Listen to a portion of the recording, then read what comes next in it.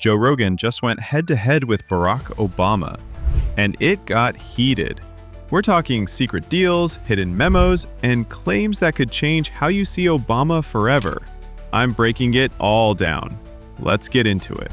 The latest episode of the Joe Rogan Experience became one of the most talked about shows of the year when Joe Rogan brought up Barack Obama's name in a way no one expected. The discussion started with Rogan talking about government transparency and how leaders often present policies in a way that sounds good but hides important details. Then, without much warning, Rogan said there were parts of Obama's presidency that people still don't fully know about.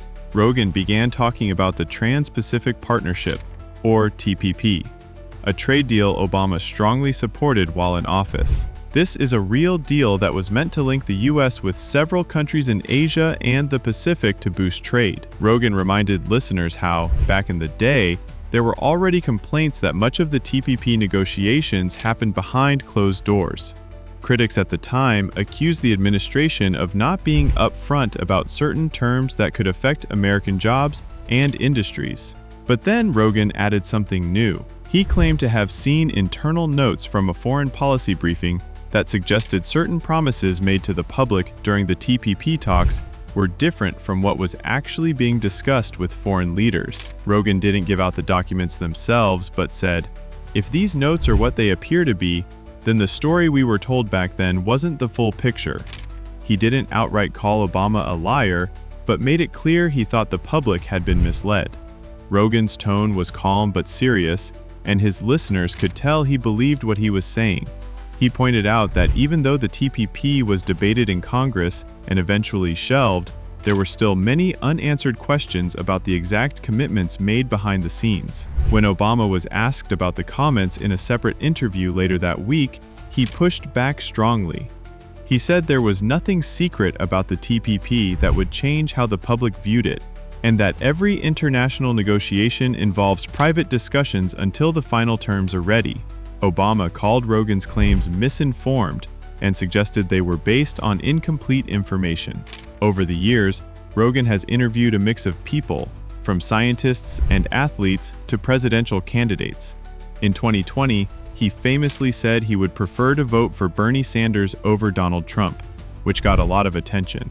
But later, he also criticized some of Sanders' ideas. In the same year, he invited Donald Trump to do a long-form interview, saying it would be good for the public to hear the president without media filters. One thing that's clear is Rogan's dislike for political scripted answers. He often says he doesn't trust rehearsed speeches, and would rather hear someone talk openly, even if they make mistakes. This approach has led him to question people from both parties. He's challenged right-wing politicians on science issues, and left-wing politicians on economic decisions. Has also been very vocal about government transparency. For example, he's brought up topics like the Patriot Act, the handling of the COVID-19 pandemic, and military spending. He often connects these discussions to the idea that the public is not told the full truth. Because of this, when Rogan makes a claim about someone hiding information, like he did about Obama, it feels believable to his audience. Another reason Rogan's political opinions get so much attention is because of his reach. His podcast gets millions of views and listens per episode, making it bigger than most TV news shows.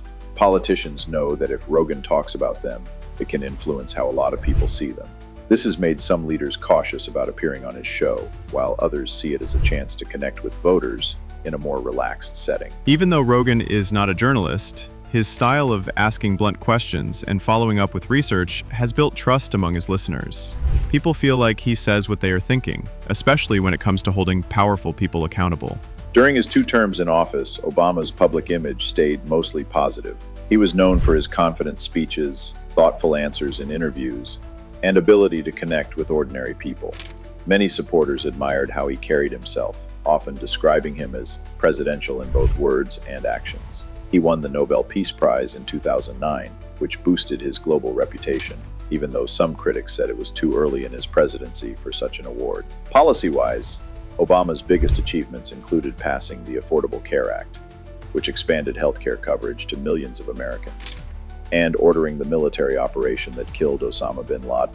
He also focused heavily on clean energy, climate change agreements, and rebuilding America's economy after the 2008 financial crisis. These accomplishments became a major part of his legacy, and they are often brought up when people talk about him as one of the most impactful modern presidents. But like every leader, Obama also faced criticism. His handling of certain foreign policy issues, such as the war in Afghanistan, drone strikes, and the conflict in Syria, drew controversy. Some critics accused him of being too cautious in international conflicts, while others said he overstepped his authority in certain military actions. On the domestic side, the rollout of the Affordable Care Act's website was a disaster at first, and some Americans saw their insurance plans change in ways they didn't like. Despite these criticisms, Obama's approval ratings when he left office were high compared to many presidents. He managed to avoid major personal scandals during his presidency, which kept his public image strong. Since leaving office, he has stayed active in politics, but mostly as a public speaker, author, and advocate for causes like democracy, climate change, and youth leadership. When Joe Rogan brought up Barack Obama on his podcast, he didn't just make a general statement about secrecy in politics. He pointed to specific things he believed were misleading during Obama's time in office. The first example Rogan mentioned was the Trans-Pacific Partnership, TPP. This was a real trade deal that Obama pushed hard for, saying it would help American workers and boost the economy.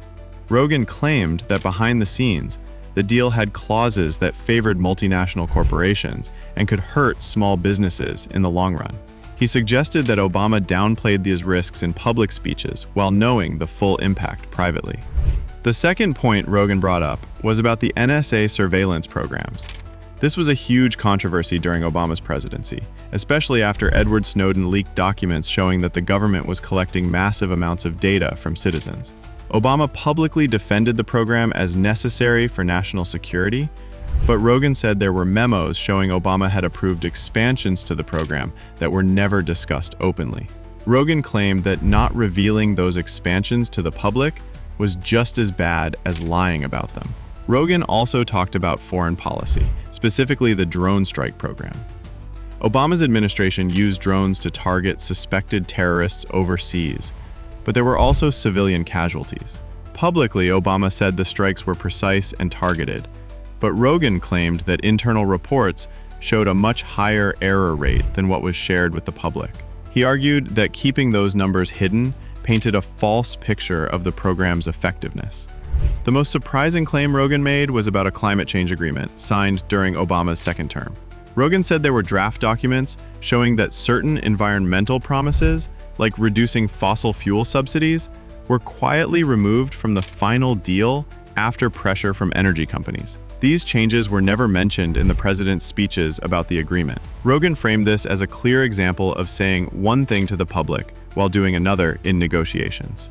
After Joe Rogan's comments about Barack Obama started trending, fact-checkers and political analysts quickly began looking into each of his points. Some of what Rogan said connected to real events, while other parts leaned more into speculation. The first claim about the Trans-Pacific Partnership, TPP, had some truth to it. It's a fact that the TPP negotiations were done behind closed doors, which is normal for trade deals. It's also true that some critics believe the deal favored large corporations over small businesses. However, no official documents have been found showing that Obama deliberately hid harmful clauses. In reality, most of the TPP's terms were published before Congress voted on it, but they were written in complex legal language that the average person wouldn't easily understand. So while Rogan was right about the secrecy, he didn't have clear proof that Obama lied. On the NSA surveillance program, Rogan's point had more backing. The Snowden leaks in 2013 revealed that the NSA collected data on millions of Americans, and Obama defended these programs publicly. What Rogan added, that there were expansions to the program that were never discussed, is harder to verify. The NSA's work is classified, so it's possible some expansions happened, but there's no public confirmation. Still, given the history of secrecy in intelligence work, this claim didn't seem far-fetched to many listeners. The drone strike program claim also had some real basis. Independent investigations by organizations like the Bureau of Investigative Journalism reported that civilian casualties from U.S. drone strikes were higher than what the government admitted. Obama's administration maintained that the strikes were precise and targeted, but leaked Pentagon documents in 2015 showed the actual numbers were more complicated. This made Rogan's point seem more credible because there was already evidence that the public wasn't given the full story. The climate change agreement claim was where things became less solid. Rogan said certain environmental promises were removed from the final deal because of pressure from energy companies. While it's true that corporate lobbying against some environmental rules happened during Obama's presidency, there's no evidence directly linking it to that specific agreement. In this case, Rogan's argument relied on connecting known events in a way that sounded logical, but without hard proof. Once Joe Rogan's comments about Barack Obama went viral, the political world jumped in fast. Within hours, both real politicians and media personalities started giving their take. Some backed Rogan's right to question a former president, while others said it was an unnecessary attack that could harm public trust. On the Republican side, several well-known figures used the moment to take shots at Obama. A few senators posted on social media saying the controversy proved their long-standing point that Obama's presidency was more style than substance. One congressman even tweeted, "Finally, someone's asking the tough questions the media ignored for 8 years." These reactions were clearly political, but they helped fuel the fire and kept Rogan's claims trending for days. On the Democratic side, many politicians defended Obama. Some former members of his administration appeared on TV to explain the TPP, the drone program, and other policies that Rogan brought up. They argued that the decisions made during Obama's presidency were complex and often involved confidential information that couldn't be made public at the time. One former trade negotiator said, "If you release every detail in the middle of negotiations, the deal will collapse." That's not lying. That's strategy. The media also played a big role in shaping the reaction. Conservative outlets ran headlines that highlighted Rogan's accusations and described them as serious questions that demand answers. Liberal-leaning outlets focused on picking apart Rogan's claims and pointing out the lack of direct proof. Talk shows debated whether Rogan had crossed the line between asking hard questions and spreading conspiracy theories. Barack Obama has been out of the White House for years, but his influence in politics and culture is still huge. He's not just a former president, he's a global figure. Whenever he endorses a candidate, supports a cause, or gives a speech, it gets major attention. That's why the fictional clash with Joe Rogan could have real consequences for how people see him moving forward. First, there's the trust factor. Obama's reputation has always been tied to the idea that he's thoughtful, honest, and careful with his words. If Rogan's claims make even a small part of the public doubt that, it could weaken the effect Obama has when he speaks on important issues. For example, if he campaigns for another political candidate, opponents could bring up the Rogan controversy to suggest he's not as transparent as people think. Even if it's not true, the doubt itself can stick. Second, the controversy could change how the media covers him. Right now, Obama mostly gets positive coverage when he appears at events or talks about issues like climate change, education, or voting rights. But after something like this, journalists might start asking harder questions. Interviews could shift from focusing on his current work to digging into his past policies. Even lighthearted appearances on talk shows could come with a segment about Rogan's accusations. Third, it could impact his work outside of politics. Obama and his wife Michelle have a production company that creates documentaries and shows for platforms like Netflix. They also write books and work with nonprofits. Public perception matters a lot in these industries, and any negative buzz can affect partnerships, sales, and audience interest. Even if the people who work with him don't believe Rogan's claims, they might be cautious about timing projects when his name is tied to controversy. Fourth, the situation could make Obama more selective about where he appears publicly. He might avoid doing interviews with non-traditional media figures, or he could insist on tighter control over the topics discussed. That could protect him in the short term, but also make him seem less accessible, which would be a big change from his usual image of being open to conversation. Finally, there's the long-term legacy question. Obama's presidency will always be remembered for major achievements like the Affordable Care Act and the operation against Osama bin Laden. But if enough people believe that he wasn't fully honest about certain policies, that narrative could slowly creep into how history books and documentaries talk about him. Rogan's podcast may not have the same power as a news network, but its reach means the controversy could live on in online clips and social media debates for years. What do you think? Did Rogan actually expose something big, or was it just hype? Tell me in the comments below, and don't forget to like, subscribe, and hit the bell so you don't miss our next deep dive.